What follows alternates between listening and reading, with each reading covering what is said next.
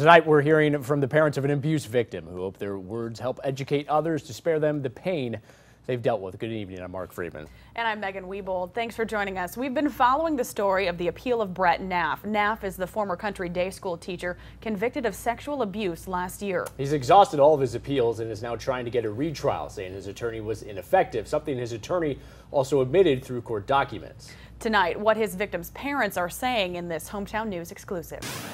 New details tonight. A man is in custody after an SUV was stolen from a daycare in Athens. Just hours ago, police released the name of the suspect involved. Athens Police Chief Floyd Johnson says 41-year-old Christian Hatchett is facing theft of property charges.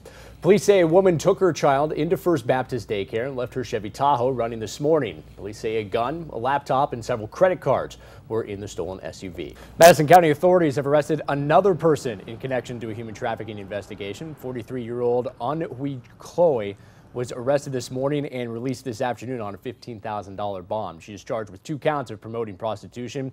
Cho is one of 5 people investigators said they were looking for after making arrests at Royal Spa in Madison and at home in Chattanooga.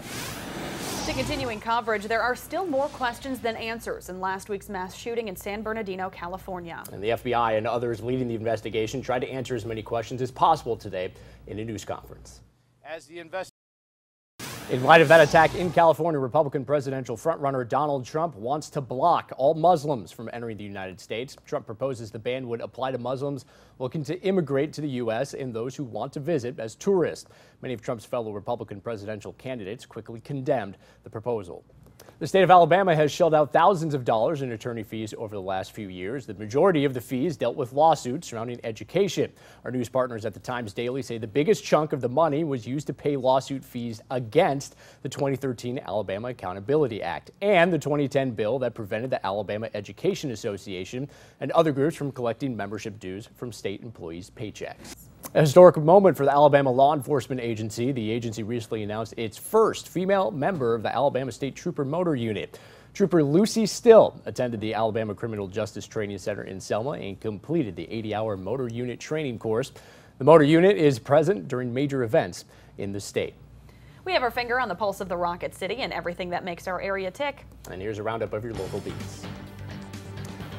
We begin with RedstoneAlabama.com. The Department of Homeland Security is announcing a new terror alert system. Jay Johnson says details about the system will be announced soon, but that since terror threats are changing, the system needs to change as well. Johnson says there should be an immediate level which the public can be notified of potential threats.